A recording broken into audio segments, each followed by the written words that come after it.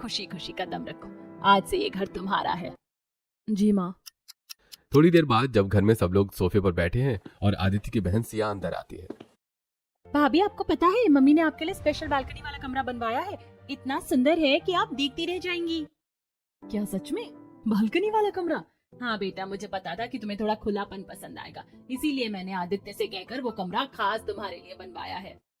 भगवान जी, मुझे तो लगा था कि सब कुछ बहुत बोरिंग होगा, लेकिन मेरी किस्मत इतनी अच्छी होगी कि आते ही बालकनी वाला कमरा मिल जाएगा।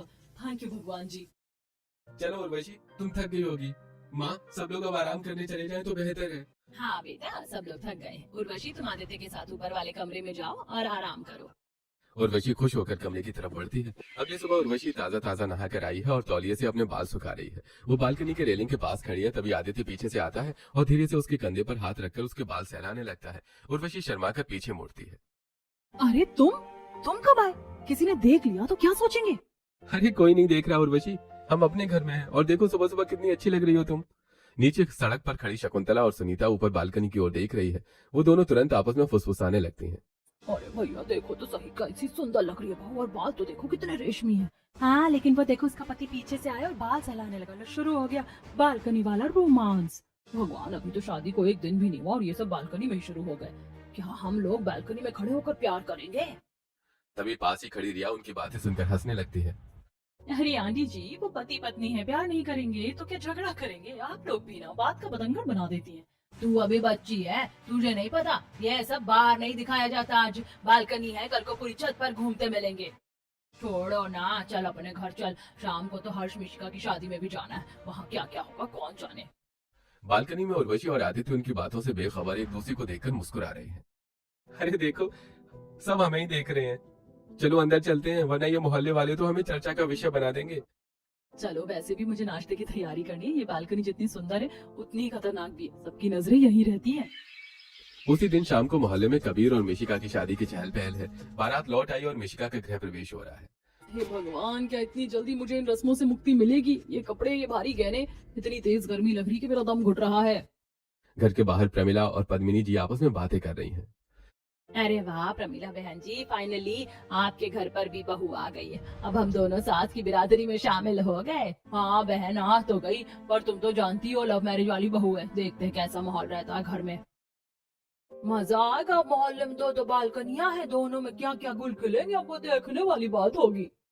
मिशिका घर के अंदर प्रवेश करती है, लेकिन वो आरती और रस्मों पर ध्यान देने की बजाय सीधे सवाल करती है। हर्ष जल्दी आओ, मेरा बालकनी वाला रूम कहाँ है? मैंने तुम्हें पहले ही बोला था ना कि मैं सिर्फ उसी कमरे में रहूंगी जिसमें बालकनी होगी, वरना मैं नहीं रहने वाली यहाँ। हाँ बेटा रुक तो जाओ, हमने तुम्हारे और हर्ष के लिए ही तो ऊपर स्पेशल बालकनी वाला कमरा बनवाया है। नीचे घर में 4 रूम खाली थे, पर हमने तुम्हारी पसंद का ध्यान रखा। चलो ठीक है, कम से कम काम तो ढंग का किया है। हर्ष जल्दी चलो। मिशिका बिना किसी रस्म को पूरा किए हर्ष को लेकर ऊपर कमरे में चली जाती है। ये भगवान, ने कैसी लड़की है, अभी तो एक दिन भी नहीं हुआ, न किसी को पैर छुए न किसी का आशीर्वाद लिया, बस सीधे कमरे में जाकर कब्जा जमा ली। तभी तो कहती थी कि लव मैरिज वाली लड़कियां ज्यादा ही निपटी होती हैं, अपने ही मन की करती हैं। बाहर गली में खड़ी शकुंतला और सुनीता ये सब देख रही हैं। देखो देखो कैसे अपने पति को घसीटते हुए ले गई, अभी एक दिन भी नहीं हुआ और ये हाल है। सच कह रही है शकुंतला, हमने तो सोचा था कि बहू आएगी तो लक्ष्मी आएगी, पर ये तो अपने साथ बालकनी वाली डिमांड ले आई। अरेंज मैरिज वाली बहू उर्वशी को देखो कितनी शांत है, आते ही सबसे आशीर्वाद लिया, और यहाँ देखो कैसे सीधे कमरे में घुस गई। यही तो फर्क है, अरेंज मैरिज वाली लड़कियां संस्कार लेकर आती हैं और लव मैरिज वाली खैर छोड़ो, हमें क्या करना। कमरे के अंदर मिशिका बेतहाशा अपने कपड़े और भारी गहने उतार कर बेड पर फेंक रही है। ओह गॉड, इतनी सारी रस्में, मैं मर जाऊंगी इतनी गर्मी में। हर्ष डार्लिंग सुनो ना, प्लीज जल्दी से मेरे लिए कोल्ड कॉफी लेकर आओ, मुझे बहुत प्यास लगी है और ये गर्मी बर्दाश्त नहीं हो रही है। अरे मिशिका, आप थोड़ा सब्र करो, मम्मी नीचे सब देख रही हैं, थोड़ा तमीज से। कमरे के अंदर मिशिका बेतहाशा कपड़े बदल रही है। हर्ष नीचे से कोल्ड कॉफी लेकर आता है। ये क्या है हर्ष, मैंने कहा था ना कि बिना स्ट्रॉ के मत लाना, पता नहीं तुम्हें कब अकल आएगी। शादी हो गई, अब तो थोड़ी बुद्धि लगा लिया करो अपने अंदर। मिशिका की आवाज बालकनी के रास्ते सीधे बाहर गली में गूंजती है। नीचे सड़क पर जिम से लौट रहा एक लड़का और आइसक्रीम वाला खड़े हैं। अरे भाई देखो, ये तो शुरू हो गया बालकनी वाला ड्रामा। सुना है लव मैरिज करके लाया है, अब ये सब तो रोज ही देखने को मिलेगा। अरे हाँ भैया, सही कहा। हमने तो पहले ही सुना था कि लव मैरिज है तो नखरे तो होंगे ही। अब बेचारा हर्ष बनेगा जोरू का गुलाम। अब तो मोहल्ले की बालकनी वाला तमाशा रोज देखने को मिलेगा। हर्ष सिर झुकाकर चुपचाप खड़ा रहता है, बेचारा कुछ नहीं बोल पाता।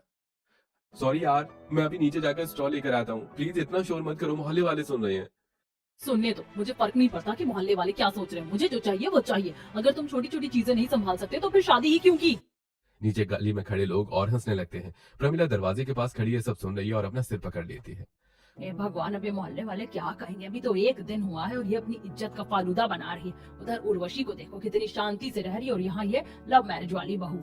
देखा, कहा था ना मैंने, अरेंज मैरिज में जो सुकून है वो यहाँ कहाँ। कल देखना ये बालकनी में रोज ऐसे ही कलेश होगा। हर्ष सिर झुकाकर नीचे जाता है। मोहल्ले वाले नीचे खड़े होकर ये सब नोटिस कर रहे हैं। अरे भाई देखो क्या चल रहा है, सुना है लव मैरिज करके लाया है, अब भुगतना ही पड़ेगा। ये तो हर्ष को अभी से ही नौकर बनाकर रखेगी। सब लोग कहते थे ना कि लव मैरिज में प्यार ज्यादा होता है। अब देखना ये बालकनी वाला प्यार कितना चलता है। जोरू का गुलाम बन गया है बेचारा हर्ष। अगली सुबह सूरज की पहली किरणें घर के अंदर आ रही हैं और वशी बालकनी में कपड़े सुखाने आई है, जबकि आदित्य अभी भी नींद में ऊँग रहा है। बालकनी का दरवाजा खुलते ही तेज रोशनी अंदर आती है। इतनी धूप हो गई है और ये आदित्य अभी तक सो रहे हैं। आदित्य धीरे से उठकर आता है और नींद में ही पीछे से आकर उर्वशी की कमर में हाथ डालकर खड़ा हो जाता है। उर्वशी एकदम से चौंक जाती है और हड़बड़ाकर पीछे देखती है। अरे क्या कर रहे हैं आप, छोड़िए, कोई देख लेगा। पड़ोसियों की नजरें हर वक्त यही रहती हैं। थोड़ा तो समझा कीजिए, हम अभी नई शादी करके आए हैं। उर्वशी तुरंत उसका हाथ हटा देती है और शर्म के मारे बालकनी के ग्रिल के पास जाकर खड़ी हो जाती है। नीचे गली में दो अलग अलग ग्रुप्स खड़े हैं जो ये सब देख रहे हैं। देखो जरा कैसे अपने पति को झटकती, कैसे धक्का मारती है बेचारे को। तभी तो कहते हैं कि अरेंज मैरिज वाली बहू अपने पति के प्यार की कदर नहीं करती। सच कहा बहन जी, हमने नहीं सोचा था कि ऐसी बहू आएगी। किसी को बालकनी में खड़े होकर ऐसे अपने पति को धक्का मारना शोभा नहीं देता। देखो तो सही, पति बेचारा पास आने की कोशिश कर रहा है और ये है कि उसे दूर कर रही है। इसका तो बिल्कुल भी प्यार नहीं है। अपने पति की इज्जत करना तो दूर, जलील कर रही है इसे सबके सामने। उसी वक्त गली में खड़े 20-25 साल के युवा ये नजारा देख रहे हैं। ओहो, इसे कहते हैं आज का रोमांस। देख लो भाई कैसे नोकझोंक चल रही है, एकदम सॉर्टेड है मामला। वाह, बस भाई लाइफ में ऐसा ही 90s वाला प्यार मिल जाए तो लाइफ सेट हो जाए। देखो कैसे एक दूसरे को तंग कर रहे हैं, यही तो असली मजा है। भाई लोग इसे लड़ाई समझ रहे हैं, पर ये तो इनकी केमिस्ट्री है। अरेंज वालों के यहाँ तो सन्नाटा ही रहता है, यहाँ कम से कम जान तो है। एक तरफ उर्वशी और आदित्य का साइलेंट रोमांस था तो वहीं दूसरी तरफ मिश्का बालकनी में शांति से योगा कर रही है। अचानक मिश्का बालकनी की ओर से जोर से चिल्लाती है। अरे हर्ष यार, व्हाट इज दिस? कितनी बार बोला था कि मेरा योगा पूरा हो उससे पहले मुझे नारियल पानी चाहिए ही चाहिए। क्या करते रहते हो? पता नहीं क्या समझ रखा है मुझे। पूरा दिन बैठे बैठे इतनी बार समझा चुकी हूँ कि मुझे जो चीज टाइम पर चाहिए वो चाहिए। सुबह सुबह मूड खराब कर दिया। मिशिका की आवाज साफ साफ युवाओं के कान में पड़ती है। भाई ये क्या है, मतलब योग करते करते भी इतना गुस्सा? ये तो पूरी तरह से ऑर्डर चला रही है जैसे नौकर हो। हाँ यार, शादी को एक दिन नहीं हुआ और सुबह सुबह इतनी जोर से चिल्ला रही है। मैं तो सोच रही थी कितना प्यार है, पर ये तो अपने पति को नौकर बनाकर रख रही है। भाई कुछ भी कहो, अरेंज मैरिज वाली अरेंज मैरिज होती है। कम से कम उर्वशी तो कितनी शांति से बात करती है। ये तो अपने पति को बिल्कुल नहीं समझ रही है, हद है। अरे देखो देखो कैसे अपने पति पर चढ़ रही है। इससे अच्छा तो अरेंज मैरिज ही है, कम से कम घर में सुकून तो रहता है। ये लव मैरिज वाले बस दिखाते हैं कि बहुत प्यारे, अंदर से तो देखो क्या हाल है। इसी बीच हर्ष हाथ में नारियल पानी का गिलास लेकर बालकनी में आता है। वो डरा सहमा सा दिख रहा है। वो मिशिका को नारियल पानी देता है। मिशिका जैसे ही पहला घूंट लेती है उसका मुंह बन जाता है। छी, क्या है ये तो खराब हो गया है। इसे पी कर देखो जरा कैसा लग रहा है। वो जबरदस्ती वो स्ट्रॉ वाला गिलास हर्ष के मुंह के पास लगाती है। हर्ष हड़बड़ाकर उसे थोड़ा सा पीने की कोशिश करता है ताकि वो शांत हो जाए। नीचे खड़ी 40-50 साल की औरतें शकुंतला, सुमित्रा और पद्मिनी जी दूर से ये सब देख रही हैं। उनकी नजरें बिल्कुल उसी पल उन पर पड़ती हैं जब मिशिका गिलास हर्ष के मुंह के पास लगाती है। अरे वाह, देखो तो सही कितनी प्यारी बहू। देखो कैसे अपने हाथों से अपने पति को नारियल पानी पिला रही। आजकल की लड़कियां कहाँ ऐसी होती हैं।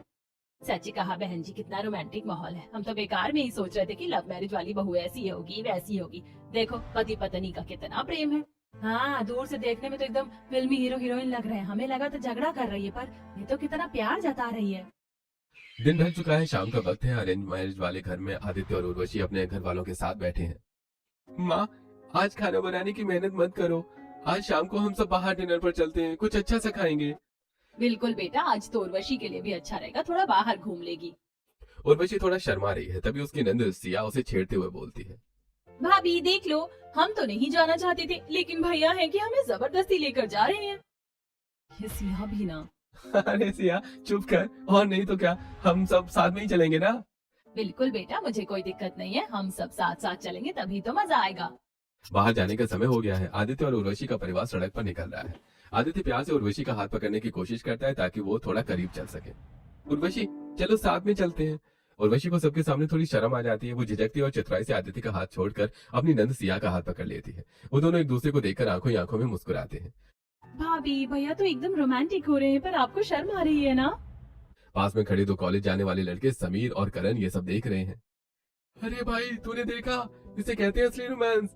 आंखों में जो मस्ती चल रही है वो किसी दिखावे से कहीं ज्यादा है। हाथ पकड़ना जरूरी नहीं, आंखों